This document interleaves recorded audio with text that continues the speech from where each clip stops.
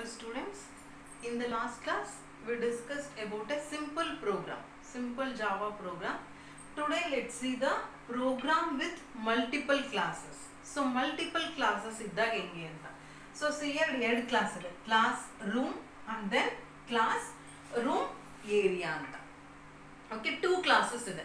So ಹೆಂಗೆ ನೀವು ಒಂದು ಕ್ಲಾಸಿಂದ ಇನ್ನೊಂದು ಕ್ಲಾಸಸ್ಗೆ ಮೆಂಬರ್ನ ಆಕ್ಸೆಸ್ ಮಾಡ್ತೀರಾ ಅಂತ ಆಲ್ರೆಡಿ ಅದನ್ನ ನೀವು C++ ಅಲ್ಲಿ ಕಲ್ತಿದ್ರೆ ಹೆಂಗೆ by creating an object of the class you can access the variables of the other class ಅಂತ. Okay, see here class room ಇದರೊಳಗಡೆ ಏನು ಡಿಕ್ಲೇರ್ ಮಾಡಿದೀವಿ, ಟೂ ವೇರಿಯೇಬಲ್ಸ್ ನ ಡಿಕ್ಲೇರ್ ಮಾಡಿದೀವಿ. ಏನಂತ, float length and then float breadth ಅಂತ. And then one method na declare ಮಾಡಿದೀವಿ. Class means it is a collection of variables and methods. ನಿಮಗೆ already ಗೊತ್ತಿದೆ. So one method void get data. So ಎರಡು variable float a float b. So length is equal to a, breadth is equal to b. So ಇದು ಒಂದು class. But ನಿಮಗೆ execution ಎಲ್ಲಿಂದ start ಆಗುತ್ತೆ, main method class ಇಂದ. Main method class ಎಲ್ಲಿದೆ ನೋಡಿ, void main string box ಅಲ್ಲಿದೆ room area. So ಇಲ್ಲಿಂದ ಎಕ್ಸಿಕ್ಯೂಷನ್ ಸ್ಟಾರ್ಟ್ ಆಗುತ್ತೆ. ಹೆಂಗೆ ಸ್ಟಾರ್ಟ್ ಆಗುತ್ತೆ, ಸಿ ಹಿಯರ್. ಸೊ ಫಸ್ಟ್ ಏನ್ ಮಾಡಿದ್ದಾರೆ, ಫ್ಲೋಟ್ ಏರಿಯಾ ಅಂದ್ರೆ ಅವರು ಒಂದು ವೇರಿಯೇಬಲ್ ನ ಡಿಕ್ಲೇರ್ ಮಾಡ್ಕೊಂಡಿದ್ದಾರೆ, ಏನಂತ, ಏರಿಯಾ ಅಂತ. Okay, next room R1 is equal to new room. So this is the syntax of creating an object of another class. So another class ಯಾವುದು, ರೂಮ್. ಸೊ ನಾವು ಇದನ್ನ ಆಕ್ಸೆಸ್ ಮಾಡ್ಕೋಬೇಕು, ಇದರಲ್ಲಿರೋ ವೇರಿಯೇಬಲ್ಸ್ ನ access ಮಾಡ್ಕೋಬೇಕು. ಯಾಕೆ ಹೇಳ್ರಿ, to find out the area of the room you have to need a length and breadth. ಅದೆಲ್ಲ ಎಲ್ಲಿದೆ, ಬೇರೆ ಕ್ಲಾಸ್ ಅಲ್ಲಿ ಇದೆ. ಸೊ ಅದಕ್ಕೆ ನೀವು ಫಸ್ಟ್ ಹೆಂಗೆ, class name object name is equal to new ಮತ್ತೆ ಕ್ಲಾಸ್ ನೇಮ್. ಕ್ಲಾಸ್ ನೇಮ್ ಯಾವ ಕ್ಲಾಸ್ ನೇಮ್ಗೆ ನೀವು ಆಬ್ಜೆಕ್ಟ್ ನ ಕ್ರಿಯೇಟ್ ಮಾಡ್ಕೊಂತಿದ್ದೀರಾ, room. So room object name ಏನು, R1 is equal to new ಮತ್ತೆ ಕ್ಲಾಸ್ ನೇಮ್. This is the way of creating an object of the class. So object create ಮಾಡ್ಕೊಂಡ್ರಿ, ಏನಂತ, R1 ಅಂತ. ಯಾವ ಕ್ಲಾಸ್ಗೆ, ರೂಮ್ ಕ್ಲಾಸ್ಗೆ. ಸೊ ನೀವು ಆಬ್ಜೆಕ್ಟ್ ಯೂಸ್ ಮಾಡಿಕೊಂಡು ಇದರಲ್ಲಿರೋ ವೇರಿಯೇಬಲ್ಸ್ ನ ನೀವು ಅಥವಾ ಮೆಥಡ್ ನ ಆಕ್ಸೆಸ್ ಮಾಡ್ಕೊಂತೀರಾ. ಸೊ ಸಿ ಹಿಯರ್ R1.getData 1410 ಅಂದ್ರೆ ನೀವು ಗೆಟ್ ಡೇಟಾ ಮೆಥಡ್ ಎಲ್ಲಿದೆ, ರೂಮ್ ಕ್ಲಾಸ್ ಅಲ್ಲಿ. ಸೊ ಅದನ್ನ ನೀವು ಹೆಂಗೆ ಆಕ್ಸೆಸ್ ಮಾಡ್ಕೋಬೇಕು, by using the object of the class.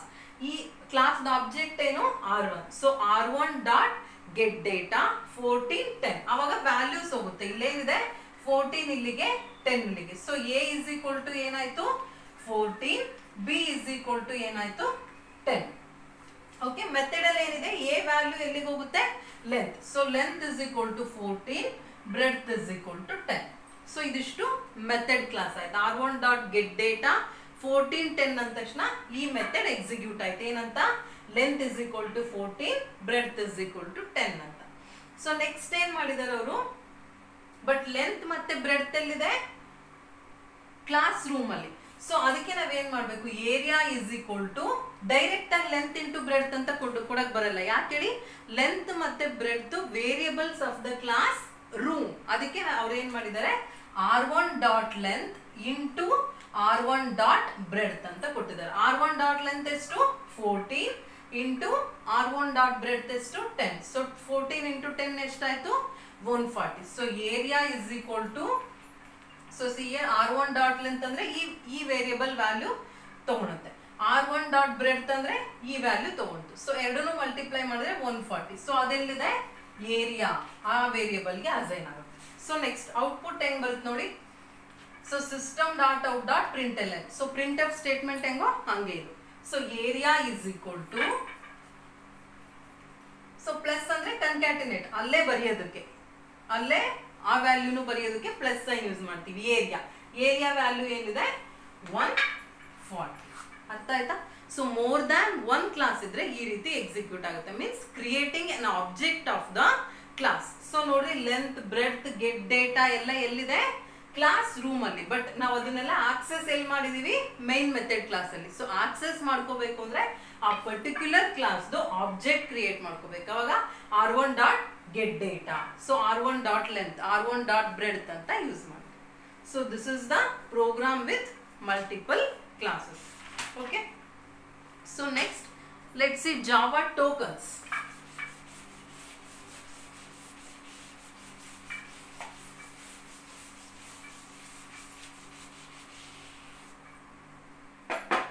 Java tokens. So Java tokens. Token andre ಏನು smallest individual unit in a program is known as tokens ಅಂತ ಅಂತೀವಿ. ಅಂದ್ರೆ ಸ್ಮಾಲೆಸ್ಟ್ ಒಂದು ಇಂಡಿವಿಜುವಲ್ ಪಾರ್ಟ್ ಪ್ರೋಗ್ರಾಮ್ ಅಲ್ಲಿ ಯಾವುದೇ ಒಂದು ಇಂಡಿವಿಜುವಲ್ ಪಾರ್ಟ್ ಇರಲಿ ಅದಕ್ಕೆ ಟೋಕನ್ಸ್ ಅಂತ ಅಂತೀವಿ. So many types of tokens are there. First one is reserved keywords and then identifiers. 5 ತರ ಟೋಕನ್ಸ್ ಇರುತ್ತೆ. Identifiers and then literals, operators and then separators. So idishtu Java tokens. So first one by one nodta hogana. First is reserved keywords. So keyword anta yavudಕ್ಕೆ ಅಂತೀವಿ ಅಂತ. So already inbuilt ಇರುತ್ತಲ್ಲ, ನೀವು ಏನನ್ನು declare, ಇವಾಗ class name ಎಲ್ಲ ನಿಮ್ಗೆ ಏನ್ ಬೇಕೋ ಅದು ಕೊಟ್ಕೊಂತೀರಾ. ಏನಂತ ರೂಮ್ ಏರಿಯಾ ಅಂತ ಒಂದು ಕೊಟ್ರಿ ಮೀನ್ಸ್ ನಿಮಗೆ ಈಸಿ ಆಗತ್ತರ, ನಿಮಗೆ ಅರ್ಥ ಆಗತ್ತರ ಕೊಟ್ಕೊಂಡ್ರಿ. Room length into breadth, room ಏರಿಯಾಗೆ ಏರಿಯಾ, ಈ ರೀತಿ ನೀವು ಕ್ಲಾಸ್ ನೇಮ್ಸ್ ಏನಾದ್ರೂ ಕೊಡ್ತೀರಾ. ಬಟ್ ಆಲ್ರೆಡಿ ಸ್ಟೋರ್ ಆಗಿರುತ್ತಲ್ಲ ಸಮ್ ಕೀವರ್ಡ್ಸ್, ಅದಕ್ಕೆ ನೀವೇನಂತೀರಾ ಕೀವರ್ಡ್ ಅಂತ ಅಂತೀರಾ. ಅಂದ್ರೆ ಅದಕ್ಕೆ ಒಂದು ಸ್ಪೆಸಿಫಿಕ್ ಮೀನಿಂಗ್ ಇರುತ್ತೆ ಜಾವಾದಲ್ಲಿ, ಅದು ಆಲ್ರೆಡಿ ಇನ್ಬಿಲ್ಟ್ ಸ್ಟೋರ್ ಆಗಿರುತ್ತೆ, ಅಂತದಕ್ಕೆ ಕೀವರ್ಡ್ಸ್ ಅಂತ ಅಂತೀರಾ. For example byte, class.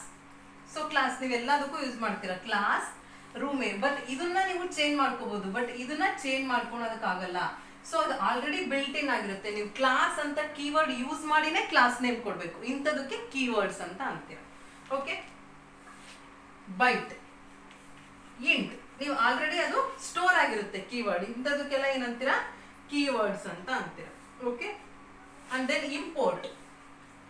So ಅದ್ರ ಬದಲಿಗೆ ಏನು ಚೇಂಜ್ ಮಾಡ್ಕೊಳಕ್ ಬರಲ್ಲ, ನೀವು ಇಂಪೋರ್ಟ್ ಸ್ಟೇಟ್ಮೆಂಟ್ಸೇ ಯೂಸ್ ಮಾಡಬೇಕು. So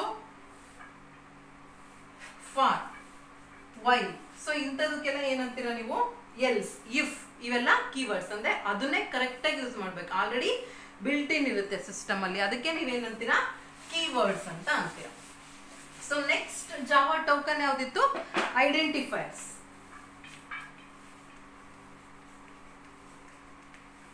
Identifiers means you have to give a name for that. For example, variable name and then class name. You are deciding the name. ಅದಕ್ಕೆ ನಾವೇನಂತೀವಿ identifiers ಅಂತ ಅಂತೀವಿ. ಅಂದ್ರೆ ನಿಮಗೆ ಯಾವ್ದು ಈಸಿ ಆಗುತ್ತೋ ಅದನ್ನ ಕೊಡ್ತಾ ಹೋಗ್ತೀರಾ. ಸೊ ಬಟ್ ಅದಕ್ಕೆ ಕೆಲವೊಂದು ಕಂಡೀಷನ್ಸ್ ಇದೆ. First condition is they can have alphabets, digits, underscore and dollar sign. ಇದೇನಾದ್ರೂ ಕೊಡ್ಬೋದು. So they can have alphabets, digits, underscore and dollar sign character. ಯಾವುದಕ್ಕೆ? ಐಡೆಂಟಿಫೈಯರ್ಸ್ ನೇಮ್ಗೆ. ನೀವು ಕ್ಲಾಸ್ ನೇಮ್, ವೇರಿಯಬಲ್ ನೇಮ್ ಇದೆಲ್ಲ ಕೊಡ್ತಿರ್ತೀರಲ್ಲ, ಅದಕ್ಕೆ ಇವಿಷ್ಟನ್ನು use ಮಾಡ್ಬೋದು. They must not begin with digit. Not begin with digit ಅಂದ್ರೆ first alphabets ಇಂದನೇ start ಆಗಬೇಕು, digit ಇಂದ start ಆಗಬಾರ್ದು. ಅದು ಒಂದು ಕಂಡೀಷನ್ ಏನಕ್ಕೆ? ಐಡೆಂಟಿಫೈಯರ್ಸ್ಗೆ. ಮತ್ತೆ upper case and lower case letters are distinct. ಅಂದ್ರೆ ಕೇಸ್ ಸೆನ್ಸಿಟಿವ್ ಅಂತ. ಫಾರ್ ಎಕ್ಸಾಂಪಲ್, ನೀವು ಯಾವುದೋ ಎ ಅಂತ ವೇರಿಯಬಲ್ ನೇಮ್ ಕೊಟ್ಟಿರ್ತೀರ, ನೀವು ಆಕ್ಸೆಸ್ ಮಾಡುವಾಗ ಎ ಅಂತ ಕೊಟ್ಟರೆ ಆಕ್ಸೆಸ್ ಆಗಲ್ಲ. So this is case sensitive ಅಂತ. So next they can be of any length. ಎಷ್ಟು ಲೆಂತ್ ಆದ್ರೂ ಕೊಡ್ಬೋದು ನೀವು. ಏನಕ್ಕೆ? ಕ್ಲಾಸ್ ನೇಮ್ ಅಥವಾ variables name. So names of all public methods and instance variables with a leading, but ಅದಕ್ಕೂ ಕೆಲವೊಂದು conditions ಇರುತ್ತೆ. ಸೊ ಪಬ್ಲಿಕ್ ಮೆಥಡ್ಸ್ ಮತ್ತೆ ವೇರಿಯಬಲ್ಸ್ಗೆ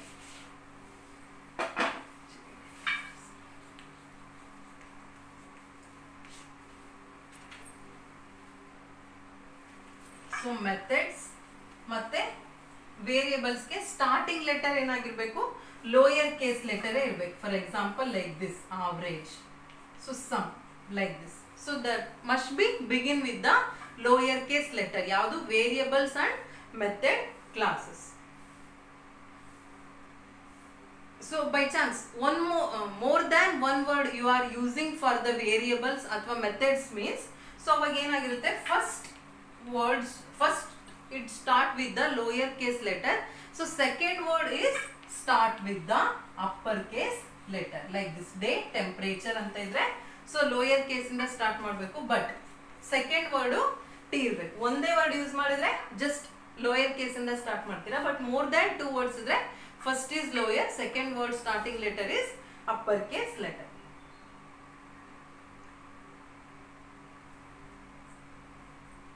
So and then private and local variables only lower case letters combined with ಈ ತರನು ಕೊಡ್ಬೋದು. For example batch strength underscore ಇಂದ ಕೊಡ್ತೀರಾ, ಅವಾಗ ಎರಡು ಲೋಯರ್ ಕೇಸ್ ಲೆಟರ್ ಇರಬೇಕು. Okay, so classes and interface start with a leading upper case letter. But classes ನ ನೀವು ಕ್ಲಾಸ್ ನೇಮ್ ಕೊಡ್ತೀರಲ್ಲ, ಸೊ ವೇರಿಯೇಬಲ್ಸ್ ಮೆಥಡ್ಸ್ ನೇಮ್ ನ ಲೋಯರ್ ಕೇಸ್ ಲಿಂದ ಸ್ಟಾರ್ಟ್ ಆಗುತ್ತೆ. ಬಟ್ ಕ್ಲಾಸ್ ಮಾತ್ರ ಫಾರ್ ಎಕ್ಸಾಂಪಲ್ ಅವಾಗಲೇ ಕ್ಲಾಸ್ ರೂಮ್ ಅಂತ ಕೊಟ್ಟೆ ಅಲ್ವಾ, ಅಂದ್ರೆ ಅಪ್ಪರ್ ಕೇಸ್ ಇಂದ ಸ್ಟಾರ್ಟ್ ಆಗ್ಬೇಕು. ಯಾವುದು ಕ್ಲಾಸಸ್ ಮತ್ತೆ interface should be begin with the upper case letter. Variables represent the constant value. So constant value ಇರುತ್ತೆ ಒಂದೊಂದು ವೇರಿಯೇಬಲ್ಸ್ಗೆ. ಫಾರ್ ಎಕ್ಸಾಂಪಲ್ ಟೋಟಲ್, ಇದು full throughout the program constant, ಇದು ಚೇಂಜ್ ಆಗಲ್ಲ ಅಂತದಕ್ಕೆ ಫುಲ್ ಅಪ್ಪರ್ ಕೇಸ್ ಲೆಟರ್ಸ್ ಇರಬೇಕು. Okay, so this is about the identifiers. So next Java token is literal.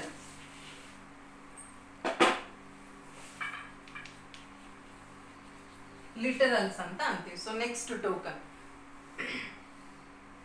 So values, constant values stored in variables anta anti. Antadakke enantivi literals anta anti. Means it is a sequence of characters that represent a constant values to be stored in variable. So constant values ಮಾತ್ರ store ಮಾಡ್ತೀರಾ variable, ಅಂತದಕ್ಕೆ ನಾವೇನಂತೀವಿ literals ಅಂತ ಅಂತೀವಿ. So many type of literals ಇರುತ್ತೆ.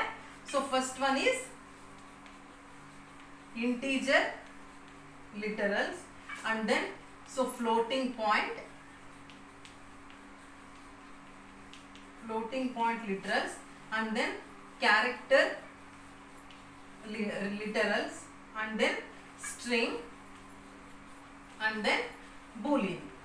So constant values ke literals anta antivi. Integer means so decimal values. So floating means point something idre floating anta antivi. Character means one character. String means it is a combination of characters, and then boolean means yes athwa no atara condition irodake boolean literals anta antivi. So next Java token is operators.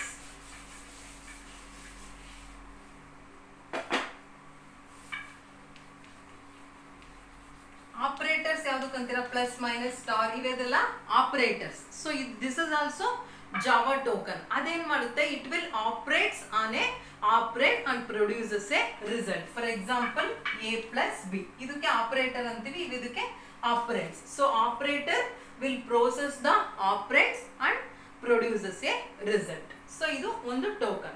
So last token is separators. Last Java token is separators.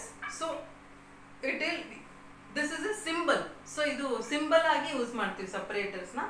So ಏನಕ್ಕೆ? used to indicate where group of code are divided and managed. ಒಂದು group of code ನ ನೀವು divide ಮಾಡಬೇಕು, ಅದಕ್ಕೆ ನೀವು ಸಪರೇಟರ್ಸ್ ನ use ಮಾಡ್ತೀರಾ. For example first example is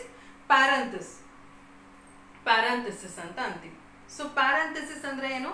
for example ನೀವು ಯಾವುದೋ ಒಂದು ಸ್ಟ್ರಿಂಗ್ ಆರ್ಕ್ಸ್ ಅಂತ, ಇಲ್ಲಿ ನೋಡ್ರಿ ಸ್ಟ್ರಿಂಗ್ ಆರ್ಕ್ಸ್ ಅಂತ ನಾವು ಇದನ್ನ ಪ್ಯಾರಂಥೆಸಿಸ್ ಅಲ್ಲಿ ಬರೆದ್ವಿ ಅಂದ್ರೆ this is separate.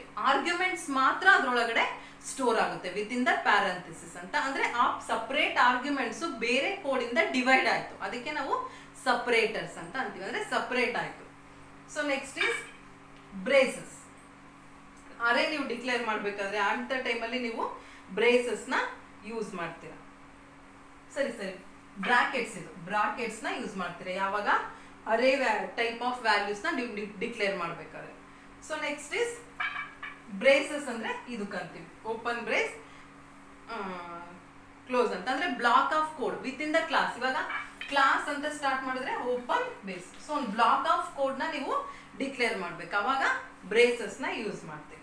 So and then semicolon ಏನಕ್ಕೆ ಯೂಸ್ ಮಾಡ್ತೀರಿ? To separate the statement. For example ಇಲ್ಲೇನೋ int a and then int b ಅಂದ್ರೆ ಸೆಮಿಕೋಲನ್ ಏನಕ್ಕೆ ಟು ಸಪರೇಟ್ ದ ಸ್ಟೇಟ್ಮೆಂಟ್ಸ್ ನ ಸಪರೇಟ್ ಮಾಡೋದಕ್ಕೆ ಸೆಮಿಕೋಲನ್ ಯೂಸ್ ಮಾಡ್ತೀರಾ and then comma to separate A variable for example A B like this okay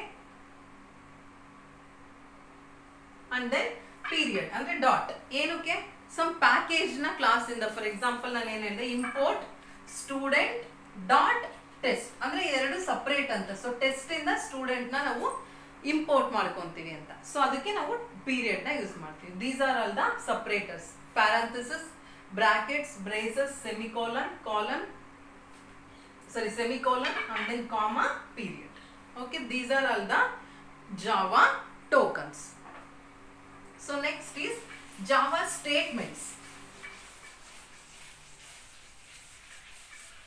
so ಯಾವ್ಯಾವ ತರ statements ಇರುತ್ತೆ ಅಂತ Java statements okay so first is empty statement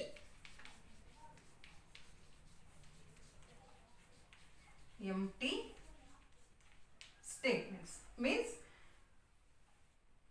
it will do nothing ಏನು ಮಾಡಲ್ಲ ಅದು just use during program development as a placeholder ಆಗಿ just ಇದು ಮಾಡಿರ್ತೀವಿ ಅದಕ್ಕೆ empty statements ಅಂತ ಅಂತೀವಿ ಸೊ ಇದು ಯಾವಾಗೂ ಯೂಸ್ ಆಗಲ್ಲ so next is labeled statements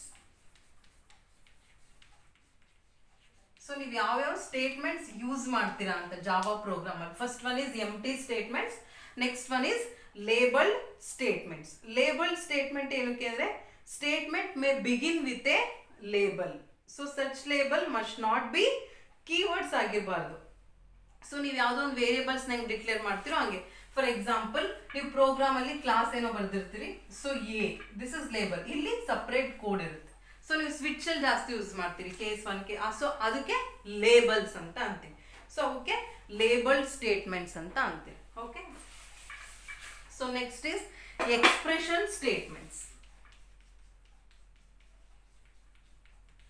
expression statements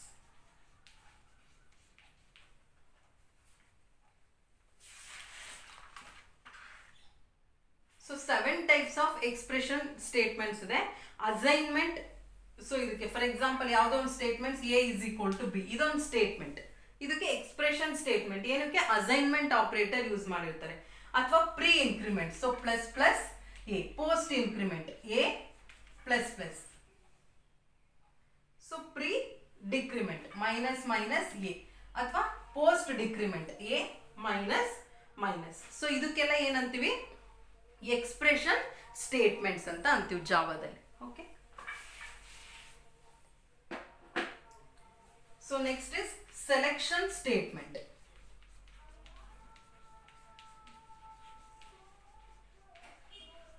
so selection statement ಏನಕ್ಕೆ ಯೂಸ್ ಮಾಡ್ತೀವಿ so for example if else ಇವೆಲ್ಲ ಸ್ವಿಚ್ ಇದಕ್ಕೆಲ್ಲ ಸೆಲೆಕ್ಷನ್ ಸ್ಟೇಟ್ಮೆಂಟ್ಸ್ ಅಂತ ಅಂತೀರಾ so next is iteration statements loops use ಮಾಡ್ತೀರಲ್ಲ ವೈಲ್ do while for ಇದಕ್ಕೆಲ್ಲ iteration statements ಅಂತ ಅಂತೀರಾ so next is jump statements so jump statements ಯಾವುದು ಸೊ ನೀವು break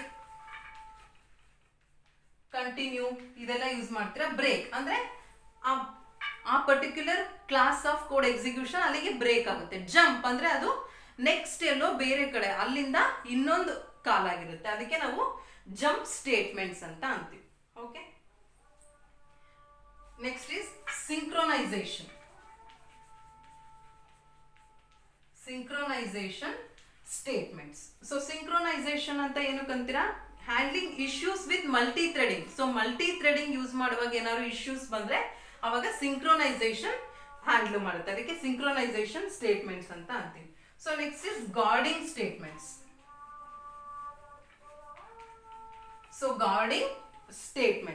so guarding statements are used for safe handling of codes that may cause exception ಅಂದ್ರೆ ಏನಾದ್ರು error ಬಂದಾಗ ಅದು handle ಮಾಡುತ್ತೆ ಅದಕ್ಕೆ ಗಾರ್ಡ್ ಸ್ಟೇಟ್ಮೆಂಟ್ಸ್ ಅಂತ ಗಾರ್ಡಿಂಗ್ ಸ್ಟೇಟ್ಮೆಂಟ್ಸ್ ಅಲ್ಲಿ ಏನಿರುತ್ತೆ ಟ್ರೈ ನೆಕ್ಸ್ಟ್ ಒಂದು ಯೂನಿಟ್ ಅಲ್ಲಿ ಬರುತ್ತೆ ಡ್ರೈ ಕ್ಯಾಚ್ ಫೈನಲಿ ಅಂತ ಅಂತೀವಿ ಸೊ ಈ ಸ್ಟೇಟ್ಮೆಂಟ್ಸ್ ಇರುತ್ತೆ so these are all the Java statements ನೀವು ಪ್ರೋಗ್ರಾಮ್ ಅಲ್ಲಿ ಇಷ್ಟು ತರ ಯೂಸ್ ಮಾಡ್ತೀರಿ ಎಂಟಿ ಲೇಬಲ್ಡ್ ಎಕ್ಸ್ಪ್ರೆಷನ್ ಅಂದ್ರೆ assignment, pre increment, post increment ಅವೆಲ್ಲ ಇರುತ್ತೆ. Selection means if else switch, and then iteration means while do while, jump means break continue, synchronisation means multi threading use ಆಗುತ್ತೆ, guarding ಅಲ್ಲಿ try catch finally use ಮಾಡ್ತೀವಿ. Okay, so this is about the Java statement. So next is Java virtual machine.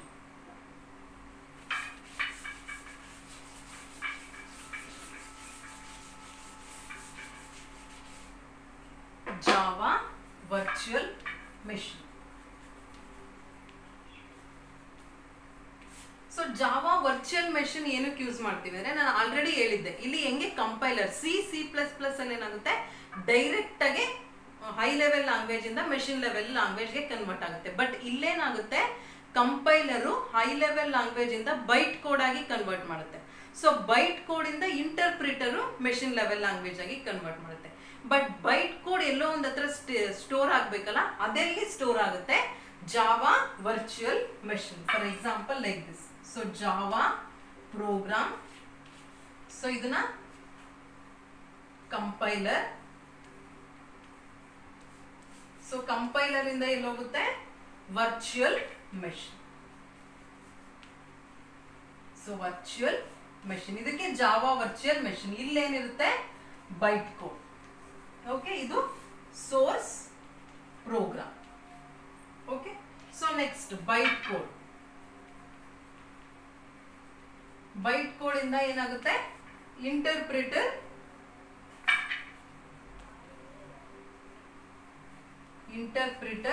will convert that to the machine code. Machine code ಆಗಿ generate ಆಗುತ್ತೆ. So ಇದಕ್ಕೆ Java virtual machine use ಆಗುತ್ತೆ. So ಇದೇನಿದು virtual machine, ಇದು real machine. Okay, this is about the Java virtual machine. This is use to store the byte code. So intermediate ಏನ್ generate ಆಗಿರುತ್ತೋ byte code, ಅದು virtual machine ಅಲ್ಲಿ store ಆಗುತ್ತೆ. So virtual machine ಇಂದ interpreter machine code ಆಗಿ generate ಆಗುತ್ತೆ, ಅದು machine ಅಲ್ಲಿ, ರಿಯಲ್ ಮೆಷಿನ್ ಅಲ್ಲಿ ಸ್ಟೋರ್ ಆಗುತ್ತೆ. ಓಕೆ, ಇದಕ್ಕೆ ಜಾವಾ ವರ್ಚುವಲ್ ಮೆಷಿನ್ ಅಂತ ಅಂತೀವಿ. Okay, thank you.